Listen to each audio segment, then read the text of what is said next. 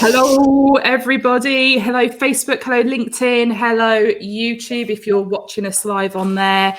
It is 12 o'clock on a Thursday. It's that time of the week where the Green Umbrella team get together and have a bit of a chat on live lunch. So if you've just seen that notification ping up on your phone and you're clicking through, thank you for joining us. And if you're watching this later, or watching the replay or listening on the podcast, then thanks for tuning in. This is the last episode before we break for Christmas. We're closing the office on the 23rd of December, so we won't be here on Christmas Eve. But we kind of thought, shall we do an extra one on Christmas Eve? No, everyone will be doing their last minute Christmas shopping and hurriedly wrapping those last presents. So this is it until 2021. And we thought, what should we do? Should we do something special? Should we prepare some sort of, TikTok contemporary dance moves, or should we get a guest on? And we opted for a guest, and we thought, who better than the fantastic Paul Green, who has been tuning in week after week to listen to our drivel. It's a sad life I lead. That has to be said. I think it's a good life, Paul. Yeah, everyone wants to be you, Paul. So, Paul, for people that are not as familiar with you as we are, do you want to give us the elevator pitch? Introduce yourself. Yeah, thanks, Christine. Hi, guys. Hashtag loose women, as I normally put in the comment. So, yes, I run a company called the Business Community, and we're an organisation that just basically helps small businesses grow and be better at what they do. We offer a number of things like free workshops, free mentors, ask the experts, and we underpin that with networking, obviously virtual at the moment. And most recently, we put together a business magazine, which is sort of free for everybody to see. And we featured you, Christina, in one of those. You were my cover girl. I was. You scrubbed up quite well, has to be said. It's because I used a really good photographer with magical editing skills. So, what we wanted to do in this episode, normally we do kind of almost like a deep dive into what the guest's business is and that kind of thing. Paul has joined us previously. So what we thought we'd do this time is almost a bit of a wrap up of the talk about the best bits, really, because we've had some really good conversations with some of the guests. We've dropped ourselves in it a few times saying embarrassing things when it's just been us, which Paul has been witness to as well. So that's what I thought we'd talk about. So Paul, obviously the guests that we've had on, there's been quite a mix of people. Some people some people are from the recruitment world. So who have been the standout people that you've seen, or like what's particularly memorable for you? China lady, can't remember her name. Susan Rose China. Susan Yeah, Rose. she was great, particularly when she said you could stand on one of her China cups. And so that intrigued me. So I started stalking her on Twitter. And she did eventually share the video of I think it was it a major or something at an event who actually stands on this China cup. So, quite a hefty guy, and just shows how robust China was. So I think that was a good one. Nordic walking lady. Jill, that's your client, isn't it, Amanda? Yeah, Jill Stewart from Walks and Nordic Walking UK. Yeah, she was fantastic. I think, and they've had a tough year, being a health club and essentially relying on people in groups to get together. So but they've done great stuff in kind of accommodating that, and now they're back out again as much as they can in different tiers. So yeah, I enjoyed it when she came on. I think anyone in that kind of sector it's not like it's over yet. Do you know what I mean? It's like they've constantly, and it's kind of the same thing for you as well, Paul. You're constantly monitoring what's happening. Can you get back to sort of the face-to-face world or not from a legal standpoint? But then there's also actually what do your members want to do? Are they comfortable? At what point is it? Because you've kind of got this, there's a legal responsibility, but I think there's also a bit of a, I don't know, is ethical responsibility the right word? Probably not ethical, but you know, it's like I'm struggling for the word because it means being a proper person and responsible and all that. Obviously, it doesn't come naturally to me. I think, funny enough, the Daventry venue approached me recently and sort of said, you know, when are you guys coming back? We can hold socially distance meetings, and it's absolutely right what you say. So I thought, well, I'll survey the members, you know, see what they, you know, are ready. And there wasn't really a consensus. I think about 40% said they probably would. 40% said they definitely wouldn't, and the rest was they'd be happy with a blend of meetings. But for me, you're absolutely right. I don't want to risk doing a physical meeting and someone happens to get COVID as a result of that, or someone comes, you know, without the symptoms and is carrying it. So yeah, it is that thing. I think most people are saying that spring at the earliest is before we'll actually get back to, you know, face-to-face networking as it was, and then I think the numbers will still be lower because I think there'll still be people that are feeling a little bit still vulnerable in the vulnerable category that won't feel comfortable coming out. Absolutely. Do you think that I know there's a couple of event companies that we do a bit of work with, and they are one of them has publicly said they're going virtual. They're taking a virtual first approach for their events next year. So I think they'll definitely, whereas traditionally they've always been 100% face-to-face, they didn't do webinars and things like that even. It was all face-to-face events. So do you think there is going to be a bit of a shift? Do you think people are going to stay in kind of either 100% online or going down that blended model? Oh, I think it's interesting because there's businesses that have become members of mine that only started since March. So this is the norm to them. They don't know anything else. They've never been physical networking. So in my head, it's like, will they actually come out and do physical networking because they've never experienced it before? So, but I think virtual's here to stay. I think people have got used to no travel time, no travel costs, lower costs in general, no geographic constraints. And so I think a number of people will think, you know, sod getting up early in the morning and traveling half an hour, 40 minutes to a networking meeting. I can just roll out of bed, you know, put something on the top half of my body, brush my hair, ready to go. So I'm not just talking about you, Christina, on Wednesday. So yeah, I'm going to do a blend. I'm going to alternate and give people the option because what I've noticed within my membership is people are taking advantage of the non-geographic constraints. So that you know, there's people from Leicestershire coming to Northamptonshire to network. Well, they're not going to do that. Most of my meetings are breakfast meetings. They're not going to get up silly o'clock and drive for a 7:30 a.m. start. Having said that, there's people that are still eager to come out. They want the breakfast. They want the mingling. They want to meet people. You know, they want to. You know, we're human beings, aren't we? We like those connections and we like the face-to-face stuff. So yeah, it's trying to find the right balance, really. Do you think that networking online is easier than face-to-face? Do you think it's more difficult?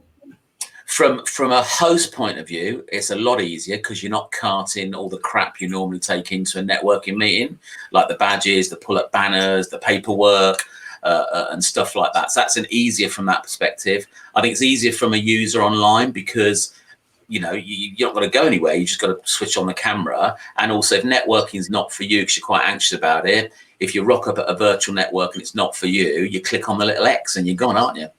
You know, and people think, oh, the internet's gone down or something. There's a couple of occasions where I've had people that have come to a physical networking, had the breakfast when it was in a separate room and not made it to the actual event because I don't know why. I never heard from them ever since. So I think there's elements of virtual that's easier than the physical side. But I know from the anxiety that people have turning up to a room full of strangers, you know, this is a little bit easier, isn't it? It's just a screen full of strangers. You know, you're not physically there. There's less to do. You've not got to mix and mingle. Yeah, there's lots of advantages, to be honest. But people had anxiety. You know, if we think back to March, which feels like aeons ago now, but like our first live lunch or the first few video calls, and you know, whether that was within GU or kind of, you know, clients, colleagues, friends, even family, people are like, oh, video, oh, I'm not sure, you know, I don't think I want to be on screen. Whereas now it's just become second nature, really, isn't it? You know, like you said, sometimes you're lucky if we brush our hair. Not a problem for me and Mark. Yeah. There are some fantastic screenshots of our internal meetings where it's like, you know, people have just stepped out the shower kind of thing, and, you know, essentially the towels literally just come off their head kind of thing. So, yeah, it is interesting. Emily's gone all angelic all of a I sudden. know. I know. I'm sorry. In honesty. I use this post-it note because the sun comes directly through, but sometimes it just fails. There you go. That's a bit better, isn't it? Yeah. Not quite so angelic. I do feel like you're bringing tidings of great joy to us. I try. So, okay, so this wasn't the intention, before I get blamed for anything. This wasn't the intention, but since Paul's here and we're on the topic of networking and getting out your comfort zone and all that kind of thing, because if I think back to when I first suggested we did this, the very first week, Jane, you were less than comfortable. Yeah. Emily, I kind of have this distant memory of a mini meltdown. That'll be a new hashtag now. Hashtag mini meltdown Emily.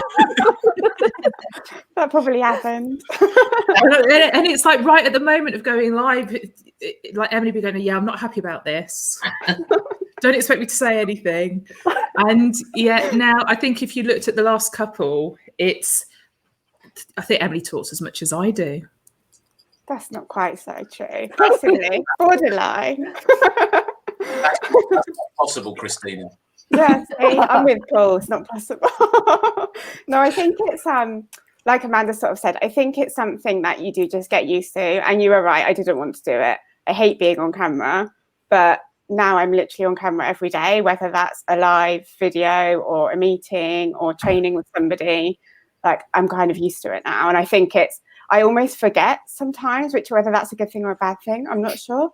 But I quite often forget that we're live. So I'll just say something silly that I would usually say off camera. And then afterwards, I have that feeling of regret that I've said that and utter embarrassment. But yeah, it's okay. But you're definitely more comfortable with it now, aren't you? Yes, yeah. I think if you do something that regularly you sort of have to get comfortable with it, because if I wasn't, then I would just dread it every week and I'd call in sick probably. So I can't do that because I think that would be too obvious. I mean, I get that anxiety. You know, I've got a face for radio, so going on video is not something that particularly I aspire to, but I had to, otherwise my business wouldn't be here. So it's really just you just got to bite the bullet, feel the fear and do it anyway. You know, I had to sustain and keep my business going. So now, you know, I do quite a bit now. So it is a muscle you develop over time, isn't it? Your confidence or getting used to the technology and all those things. But yeah, for most it was a fear factor thing. But you know, a lot of businesses have had to do it, haven't they?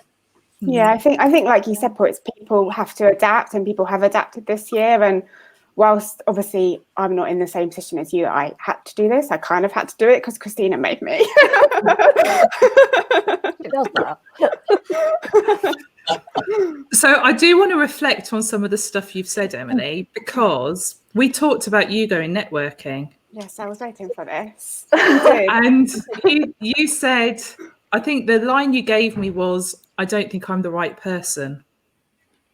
And I stand by that. I think Mark's the right person. Christina, you told me she said not if that twat Paul Green's running. I would never say that, Paul.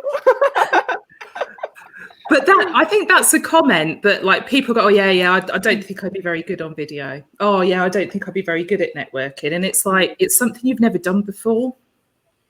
And everything you've said about the video stuff, I'm like, actually, if I was talking to someone about networking, I would probably say, you know, you've just got to get in and do it. Once you start doing it, you get more comfortable, you get more confident. I mean, Paul, what would you say to Emily? She reckons she's not the right person, but Paul and I have had conversations about why we think you're exactly the right person, Emily. I would love you to come to my networking groups, Emily. Thanks, Paul. I think, your personality would shine through, and that would be good for you and good for Green Umbrella, because it is about personality, it is about connections, it's about rapport, it's about likability, etc., etc. So everybody had to do their first networking event at some point. I still get a little bit nervous going to other people's networking events. Partly, if you run them yourself, you're always judging how other people are running them. So yeah, I still get a little bit of anxiety around that, especially physical ones. But yeah, it's. I think most people, because they remember that first time, are very welcoming to new people. If they know you're a newbie, then they'll look after you, as it were, and make sure you're okay at a physical networking or virtual or whatever. And I think you'd be absolutely fine. You really would. Oh, thank you. Well, I'll take that on board. and park it somewhere else. We'll come back to that. And still won't rock up. So would anyone else like to pick on Emily, by the way? Just like, we'll all have a turn apart from me and Paul. Anyone else? Don't forget what Paul said, Christine. I can just press this X button. You won't see me again.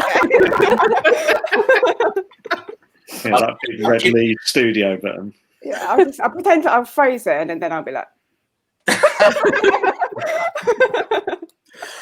The thing is, with getting out there, like I said, whether it is online, if it's face to face, if whether it is through just creating video content and posting it, it's like it's the ultimate way of building trust.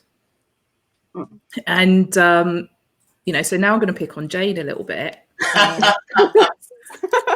So, Mark, your turn will come this way. Yeah, I'm already hovered over the X. Don't worry. It's literally there. I'll screenshot it in a minute. But it's really interesting. I've started to build into our content a little bit now. That the fact that you put video content out there, people get really caught up on how many views you get, how many likes, comments, etc. you get.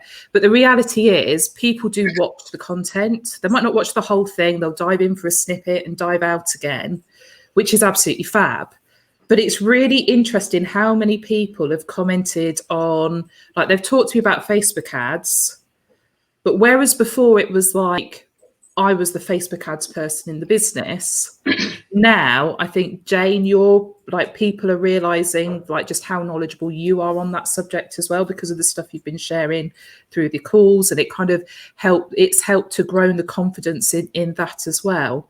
So, and I know, Paul, you mentioned that to me the other day, that you were kind of like, yeah, that's something I can talk to Jane about. Well, absolutely. This vehicle, joking aside and me stalking you each week, I have got to know you guys better. And, I think, if I was, well, I am looking at getting a grant to do some social media, you guys were the obvious choice, because I'm confident in your guys' abilities. That's not to say, other social media people are available, but, it's... This is like a mini network, isn't it? Really, you're doing networking already. Every week you do this. There's other people joining, both on the screen and off the screen, and I think it just gives people the confidence to do business with it. It's a bit of a laugh and a bit of a joke. You share some tips, but again, people buy people, don't they? Absolutely. Definitely. But Jane, you felt quite uncomfortable doing this and sort of thinking about what you would talk about each week. So how have you kind of found your growth, if you like, over doing these? Yeah, I mean, at the start, it was horrendous. I'm not going to lie. I dreaded every Thursday. Don't hold back, Jane. Don't hold back. But yeah, like you said, I mean, the thing is, I think at the start as well, it was getting over the fact that everyone will have interruptions, because I seem to be the only person who ever had someone knocking at the door, someone digging the road outside. All of these things just seem to happen to me, and I think that just made it worse. I was like, oh no, what's going to happen this week? But I think once you get past that, and everybody has that, we all know the dog's going to bark, the postman's going to come, whatever. So that was my first thing, was to just not worry about what's going on in the background, even though my son did just come in a minute ago and I just had to tell him to go. And you dealt with it very subtly, though. Yeah, I know. I thought my face was on camera. I pointed to him to go, and then I pulled a face, which, yeah, sorry. I didn't notice, Jane. It's fine. Oh well, you can watch it back later. But yeah, I think that's been my biggest thing, is to forget about what it looked like, what's going on in the background, and make some notes. I think at the start I probably didn't make notes about what I was going to talk about, and yeah, really, just like Emily said as well, you just get used to it, don't you? We rock up every week, and it's now just a thing we do. Yeah.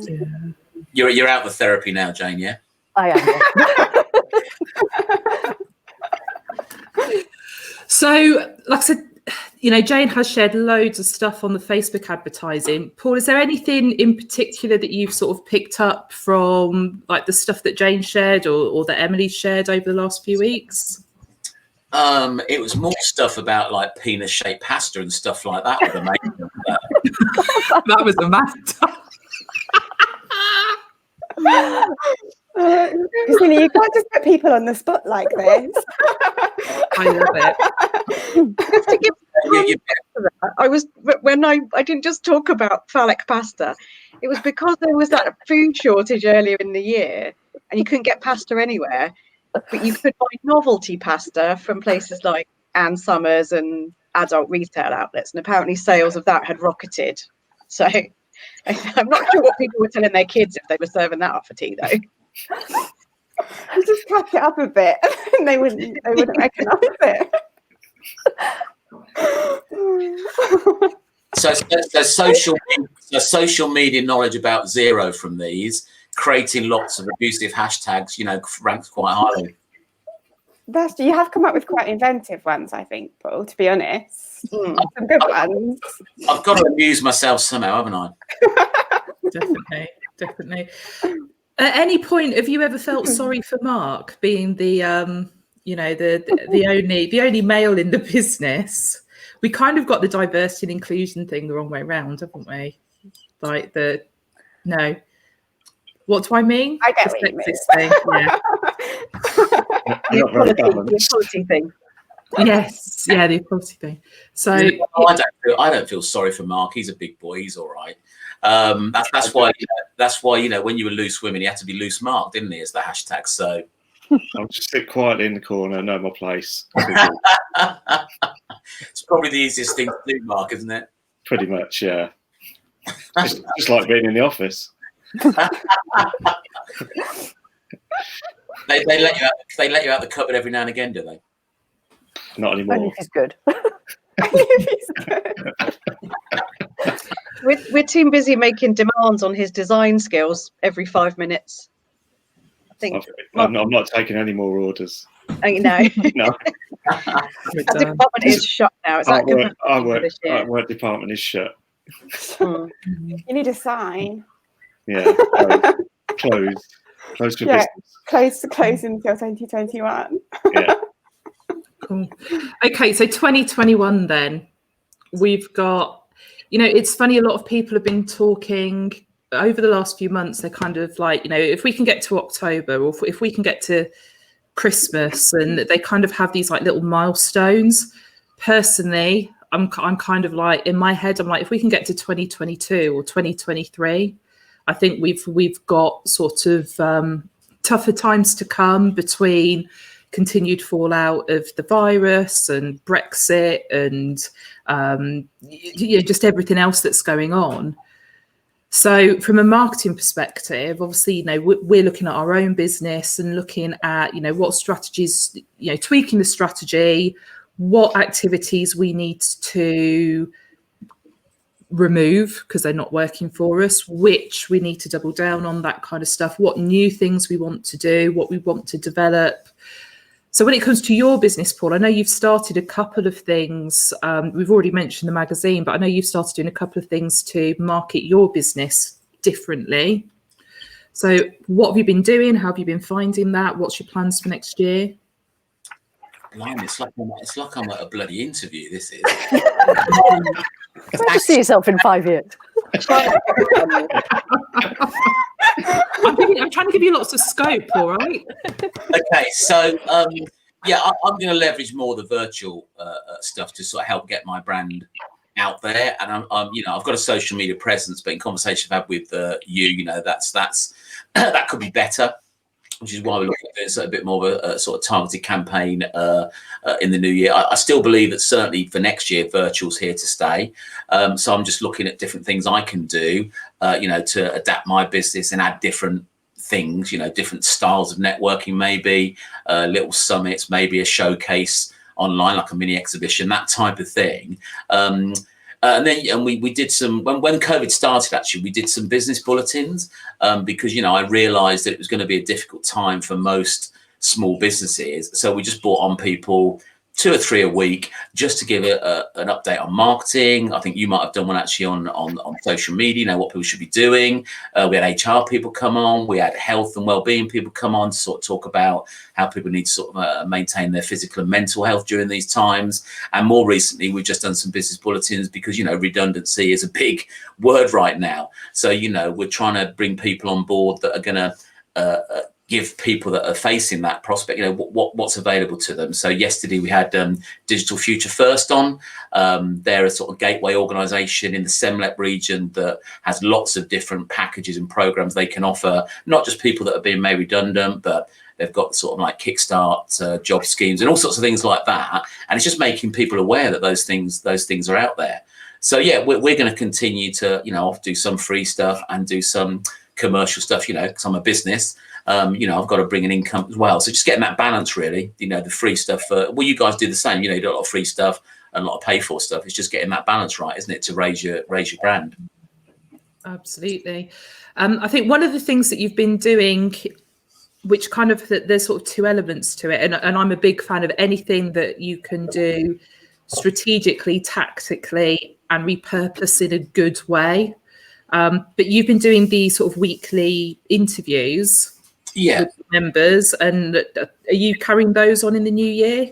Yeah, absolutely. And the reason I'm doing that is partly to give some content for the magazine. So I said earlier, one of those interviewees will be the spotlight in the magazine. So I need that content. And also in the networking that I do, we have like a fortnightly video that we review, and the sort of feedback that I get from members is, I just find some old tat off YouTube and sort of like stick that on the website as the oh no, that's what you said, Christina. That is pretty much a direct quote. So what I do now, again, to raise members, is now I'm building a stockpile of members doing it. So within that interview, there'll be 3 or 4 minutes where they talk about something specific to their education slot, and I take that out, and that becomes my fortnightly video then for the networking.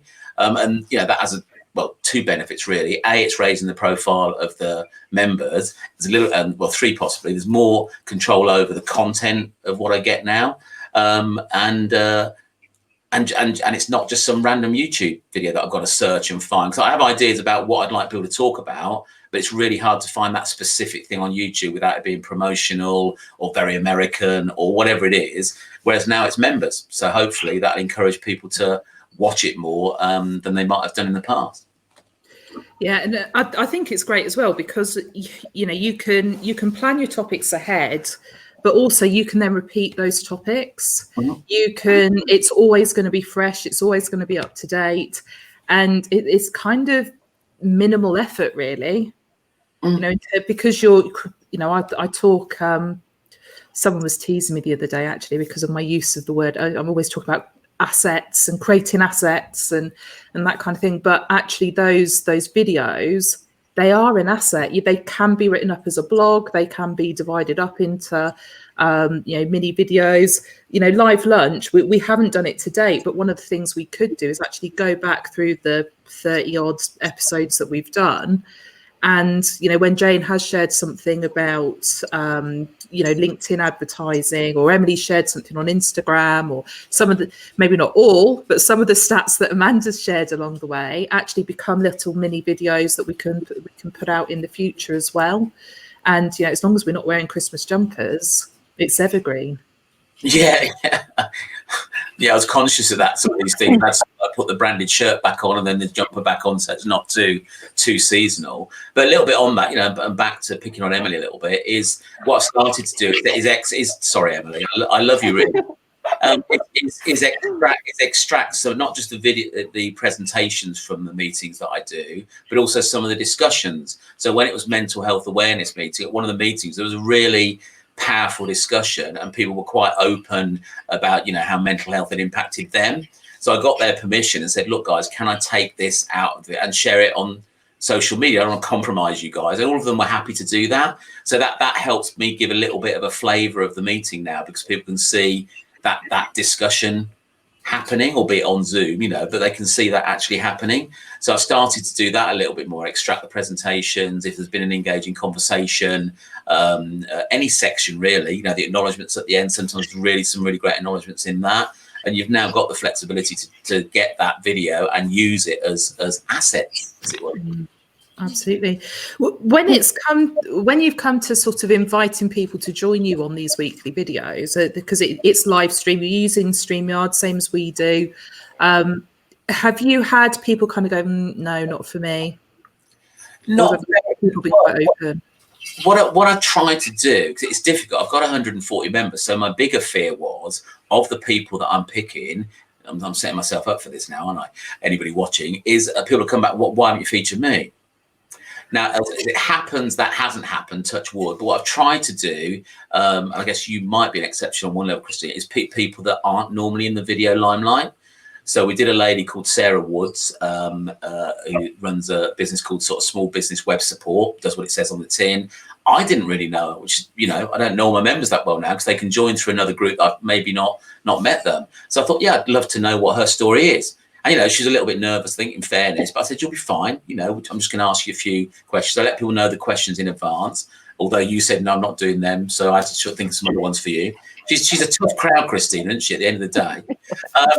So no, other than one person that sort of said he didn't feel he'd be interested enough, I said, well, you know, take a look at what I'm doing. The door's still open. I'd love to, you know, learn about your story, because everybody's story is different, isn't it? Everybody's journey. And you learn things that you just wouldn't ordinarily get from people. Do you know, everyone thinks they're not interesting. Like everyone thinks that they're boring. They haven't got anything. Like what value have I got to bring? Or, you know, it's like there's nothing interesting about my story. And yet it's that, I think that it's something I share quite often in webinars and stuff. It's only boring to you because it is your everyday. Mm-hmm. To someone else, that, you know, the thing that you think is like the most dull thing about you is probably the thing that everyone else will find most interesting. Are you asking me, or are the others going to speak? I wasn't sure what's going to happen next. I was wrapping my brain thinking, what's interesting about me that other people will find interesting? But it's really right. So Emily has an Instagram account that we tease her about all the time. She and a partner bought a cottage. They've been renovating that, and she does all sorts of things on there about, you know, getting her walls plastered and what frames she's buying and all that kind of stuff. And the thing is, actually, there are people out there that find that stuff really interesting. They're really into interior design. They're like, it's like really exciting stuff. You've got thousands of followers, haven't you, Emily? I do. You're making me blush. You're matching your pick now, Emily. I know. Yes, I do. No, I enjoy it. I mean, obviously, it's something I've quite liked interior design and things from a young age. And it was a career option that I'd considered, decided against it. But I just enjoy it more from a hobby kind of perspective, really. I think it's something that I've definitely got into more, and obviously I've combined that with my love for social media and Instagram specifically. So yeah, I enjoy it. It's kind of something that I do along the side, but it's fun. Sometimes I run out of content when we haven't painted any walls recently, but that's fine. You could rush out and do a sort of Banksy and paint someone else's wall.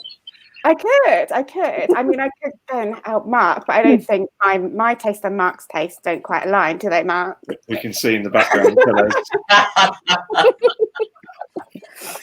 But it's like you're going, right, what's interesting about me? Well, actually, there's this whole side to you that people wouldn't know. And that's the bit that makes you human.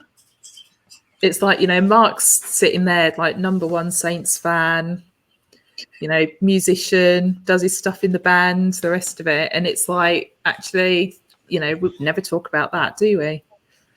Probably I think maybe once either at the moment. The Saints are utterly rubbish, and obviously haven't played a gig for about a year, so I'll be forgotten how to play guitar, even though I couldn't play it very well anyway. So yeah, we'll stick to Emily and Instagram. But it is fascinating though, because, what I started to do probably 2, maybe 3 years ago, maybe I can't remember now, is because most networking groups, or my structure, allows people to introduce themselves, particularly on Zoom, less so maybe in the physical world. After you've listened to about a dozen people who do their 45 seconds, you're starting to lose the will to live. And so, you know, if you've got 30 on a call or 40 on a call, especially on Zoom, I think it makes it worse. So I have a fortnightly question that I ask people, and it's usually trying to get to know them as a person rather than business related. And it's fascinating what you can find out about people just by asking simple questions. And just by asking people what their favorite music is, that comes up with some, you know, really odd things, because everybody has a perception and judgment about the type of music that person would like. And then when they come out, you know, you find they're into heavy rock, and it's the last person you ever would have believed to be into that type of thing. And that's Emily. It's but it's just like, and it's thinking. It's just asking a question that's going to have them share something a little bit personal, and you just get all these fascinating, you know, asking someone what their hobby is. Yeah, how often would you know what someone's hobby is? And, you know, when you find out some of these things, it's just probably what you wouldn't expect. Christina, what does your badge say? My badge. Yeah. Okay, so this was something I was going to bring. Like, if conversation ran dry, I was going to say, like, what's the best thing anyone's ever given you? And that was my little present for Mark. I thought it flowed quite nicely from Paul's tip about, or conversation about music and people's music taste. Yeah, no Mariah. We're no not Mariah. Well, I am, but you're not. You're not, especially Mark. That badge is now a limited edition of 1 because all the others have disappeared. I don't know who got them. Someone stole mine. I take it off every day and put it on my desk and put it back on when I come in the morning, because I'm terrified if I take it out this office, it will just get lost. So this is a prized possession of mine. But cool. Okay, so we've talked about the live shows you're going to be doing next year, Paul. Let's talk a little bit more about the magazine, because I think that's quite an interesting concept. Obviously, it's an online magazine, and I think you've been quite clever in the way that you've chosen to theme it going forward as well. And so, do you want to just talk through the format of it? No, not really. Okay. Well, okay. Then. So I hope I get the job at the end of this. What we do within the business community is we cycle through 4 weekly themes. So to be consistent with the speakers that we have and the videos that we have, we go through sort of finance, sales and marketing, operations and resources, and strategy and personal development, which pretty much covers all aspects of business and gives all my members the opportunity to have a speaker slot. They will fit under one or more of those categories. So I thought that what we do is the same with the magazine. So the first one focused on finance, the next one on sales and marketing, etc., etc.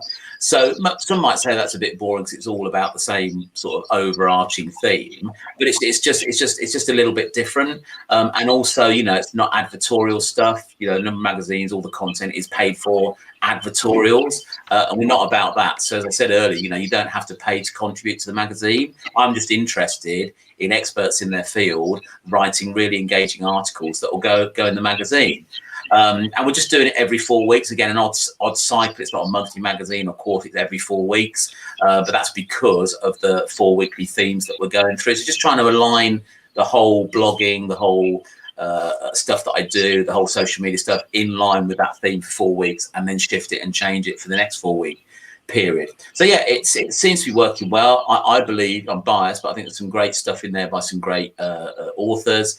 And we're just going to continue to do that. I need to give a shout out to Mark Costa at Pixuma. He's the guy that's doing the design for that.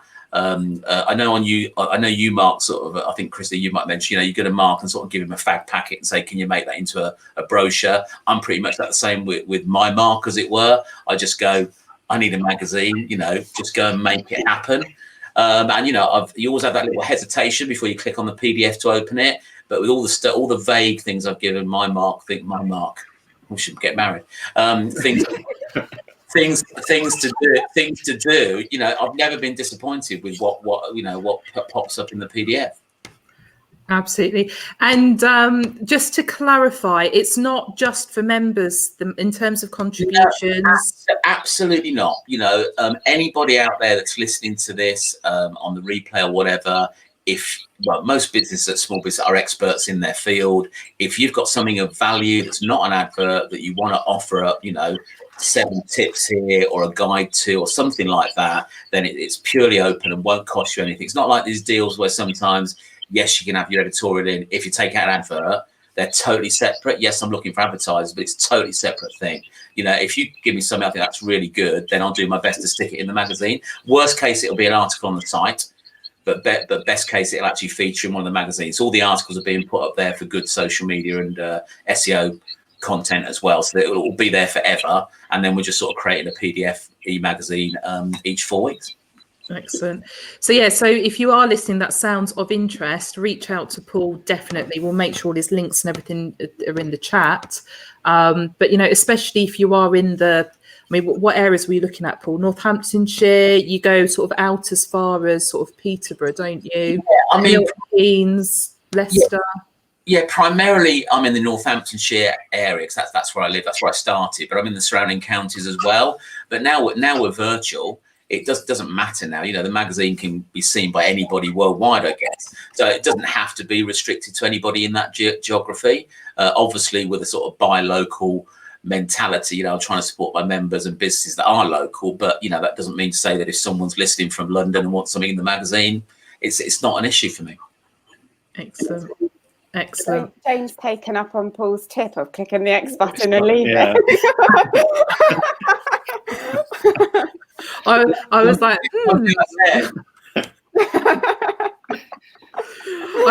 I'm sure she sat there panicking at this point, thinking, "Oh my God, what do I do? What do I do? Get back in!"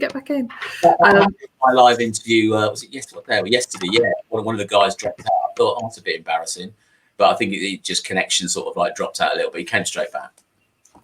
We'll have to wait and see if Jane reappears or not. Excellent. Cool. So thinking about the businesses that we're all working with, what are we seeing in terms of people wanting to do things differently, plans for next year? I've got a couple of people that are looking at launching podcasts. What else are you seeing? We've worked with quite a few people, Christina, both you and I, who are looking into video, aren't we? We've got a couple of clients that are wanting to create series of videos. So I think that would be quite good. I think it's something that you've talked about for a long time, that's obviously been around for a long time, but people that haven't been doing that are now thinking, like, 2021, I definitely need to do this. So yeah, I think that will be good for them. Definitely. It's something different in comparison to what they've been doing before. And I know you said, I think it was previously, that you think series in particular work better than sort of one-off standalone videos. So yeah, hopefully that will work well for them. Excellent. Amanda, are you seeing anything that sort of... Yeah, so I think 2 things really, which are not new, but more people and certainly more small businesses are embracing. One is email marketing and automation of that. So having these nurture campaigns, having these trigger campaigns, because they're realizing that, they're not actually that difficult to do. It's, the bit that kind of takes the legwork is, coming up with the content ideas and writing the copy. And they can either do that themselves or outsource it to somebody like us. But actually, if they've got some good data, if they've got clients that have bought from them in the last year, they're starting to think about, okay, how do I keep them warm? How do I make sure they come back? So definitely more conversations around that over the last year, but certainly again over the last quarter. And paid social ads as well. We've had a different companies talking to us about that. So some some consumer facing, so selling products like jewelry, some more commercial, and they're selling a service, talking about whether they should be investing their money. And the e-commerce on the social side is going to keep doing that, basically. Certainly as we go to less shops as well. People think about how everyone's ordered online over the last year. The rise of e-commerce online is rocketing, and I don't think it's not going to go anywhere. No, there's, if you look at all the social channels and what they're doing in terms of opening things up so that it's easier to shop through your social media apps as well. Yeah. So, even WhatsApp over the last few weeks have been doing some stuff so that you can, add things to basket within a WhatsApp and that sort of stuff as well. So we're definitely going to see more of that next year. Mark, on the website side of things, I mean, we tend not to do e-commerce websites anyway. It's they're very few and far between, because normally it's like product catalogs and that kind of stuff. It turns into quite an expensive project for us to run. But is there anything you're seeing in terms of trends on websites and that side of stuff? Nothing particularly different, apart from the fact that we're still getting people that are either startups. So there are still startups definitely coming through, so having the complete branding and things like that. And I think probably the thing, certainly one of the clients I'm working with at the minute, they're definitely more aware of the need for all that consistency that we've been talking about. So making sure that everything is in place as good as possible. They're aware of they need to do content marketing as well, so they're writing articles even before I've finished the website and things like that. So I think that sort of education, people are sort of a bit more aware of all the different bits that they can be and should be doing in certain aspects. Yeah. Paul, I know you sort of mentioned earlier you have like the question, if you like, that the video that happens in the meeting, and that the current video is talking about sort of buying your domains and hosting and that sort of stuff. Obviously, you're talking to a lot of business owners that are new businesses. Maybe they're businesses that have launched during lockdown, and they're kind of grasping all the, grasping at everything that they can marketing wise. So what are the things that you're seeing that you think, actually, let's take it from a slightly different angle. What are the things you're seeing that are like, oh God, here we go, it's going to be that mistake again? What are the no-nos based on what you've seen over the years of new business? I don't know, actually. I think the biggest mistake that people make. Welcome back, Jane. Right, we're just wrapping up. That red X at the bottom and took it off. Sorry. I think the biggest mistake that small businesses make is to stop the marketing. So a lot of people stopped marketing when COVID kicked in. With Brexit and the uncertainty of that and how long COVID will go on, it is a tough time out there, let's face it. But I think you've still got to let people know you're there. So, if you can't afford a marketing agency like Green Umbrella, then, social media is a free platform. Just have a strategy, just letting people know that you're there, that, try and look for the light at the end of the tunnel and hope it's not a train coming towards you. It won't be. It's just try and stay positive. And the way to do that is to surround yourself with supportive businesses. Some of my members have had really SH1T year, but they're still optimistic about what next year will be like. And, that small businesses contribute, I think, around 50% of the GDP of the country. And, that to my mind could be the saving grace going forward, because small businesses are most adaptable. A lot of people turn redundancies into being small businesses. So, just as a small business, and I guess most people listening to this will be small businesses, the support out there from some of the agencies I mentioned earlier, and the support around you. I'll help out my members as much as possible, with my advice and guidance without creating an invoice. And I think a lot of businesses are like that. Obviously, you need to get the balance. You're not going to give every away for free, otherwise we'll all go bust. But it's just putting out a helping hand, really. So I'd say, not sure necessarily people are doing anything specifically or making the same mistakes. What they are doing is not marketing. I think people get a bit nervous of just picking up what you're saying about, having that, going out and helping. you know, just sort of helping first, and you know, if it turns into business, great. It's almost like that's the bonus. It is sometimes it's not about giving stuff away for free, but it is about extending a helping hand along the way. And I think people kind of get a little bit, well, why would I do it for nothing? And yet actually that's how you kind of, you know, create some validity around what you're doing. Well, again, if you're a new business, you know, giving away to start, if you've got no track record, then maybe doing a few freebies here and there for a testimonial, you know, it helps build your credibility, doesn't it? So, you know, I know go through therapy training or counselling or coaching often will take on a free, you know, coachee to work with them. So then they've got a basis of saying, look, I work with this guy for 10 weeks or whatever. So, yeah, you know, think about what your little Trojan horse, I guess people call it, don't they? You know, sort of something away for free that's actually going to open up and give you more business opportunities in the future. Yeah. And I think that's the thing. You still have to consider that a transaction. Yeah. You know, in the same way, if you've got a download on your website and you want someone to give you their email so that they get the download, that is a transaction.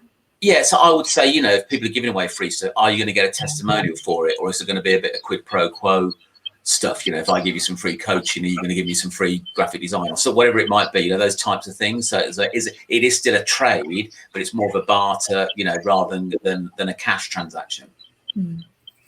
What's cash? Do you know what cash is? Forgotten what cash is.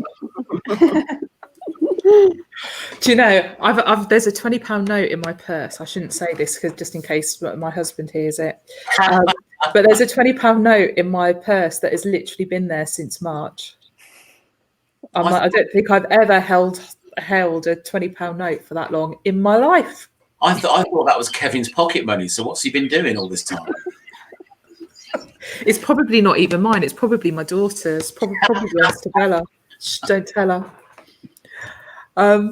Cool. Okie dokie. So, gang, we're coming up to an hour. So let's look at wrapping this up. Has anyone got anything to add before we sort of finish up? Check out our things about Emma's Aim on our social platforms. You were so enthusiastic then, Mark. Okay. Emma's Aim is? And the charity that we're supporting at Christmas instead of sending Christmas cards. So local Northampton charity, check Emma's story out and have a look. Please donate.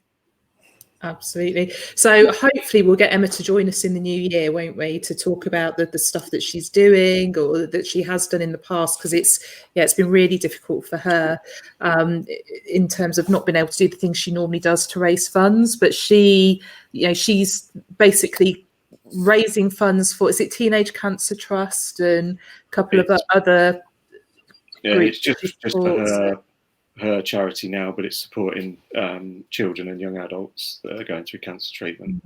Yeah. So I think she would have joined us, but she was out delivering gifts to kids in hospital and that, or at home undergoing treatment. So yeah. Cool. Okay. Anything from anyone else?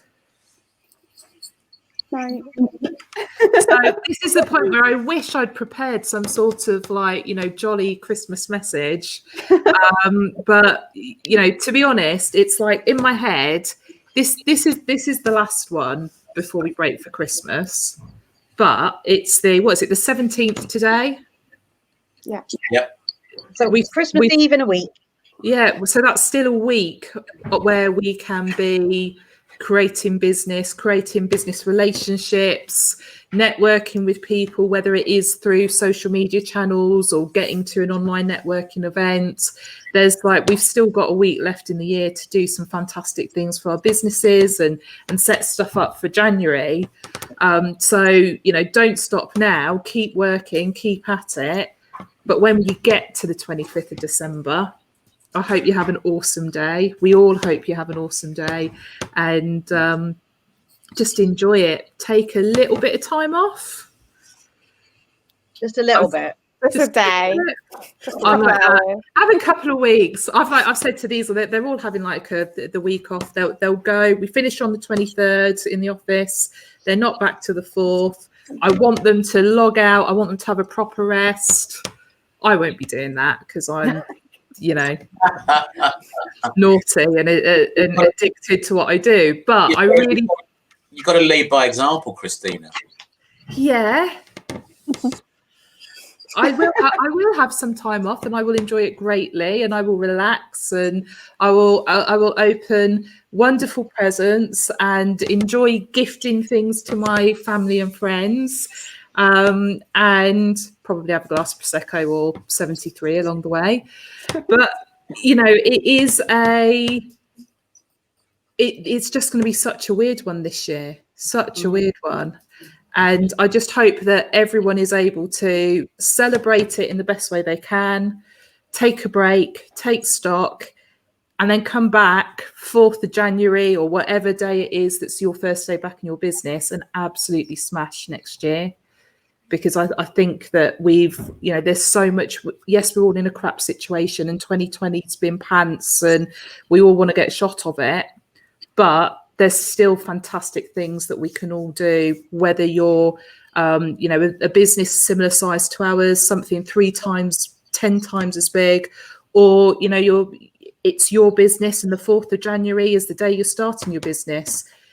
But it all we can do the work now to kick off the new year, best possible start. We can take a break along the way, enjoy, and I'm doing a really crap job of this. I should have prepared something. I thought it was good. I'm just not very Christmassy, am I? Don't give up your day job, Christina. Yeah, motivational speeches are not really my thing. The Grinch might have been able to do it better. Right, Emily, you have a go. Merry Christmas, everybody. Have a nice break. See you next year. Hey, keep it simple. Keep it simple. Yeah, that's it. That's my message. Anyway, take that 20 quid, Christina, and go and buy 2 stocking fillers. You know it. Wise words, hey, Amanda. Wise words. Absolutely, you know it. Amazing. On that note, I am going to say a very big thank you to Sir Paul Green for joining us, and thank you for supporting us with our live lunches week in, week out for the last almost 40 weeks, I think it is now. And really appreciate your ongoing support. So thanks for that, and thanks for joining us again today. I'm sure we'll have you on again next year as well. So yeah, just thank you. I'm doing it again, blabbing. Thanks for allowing the stalker into your house. See, only time it'd ever happen, isn't it? Virtually. No, thanks. I love them. So keep up the good work. Cool. So thanks, everyone. Like I say, have an amazing Christmas, and we'll see you all soon. Let's do the wave for Emily. The last wavings screenshot for her for 2020. You got it.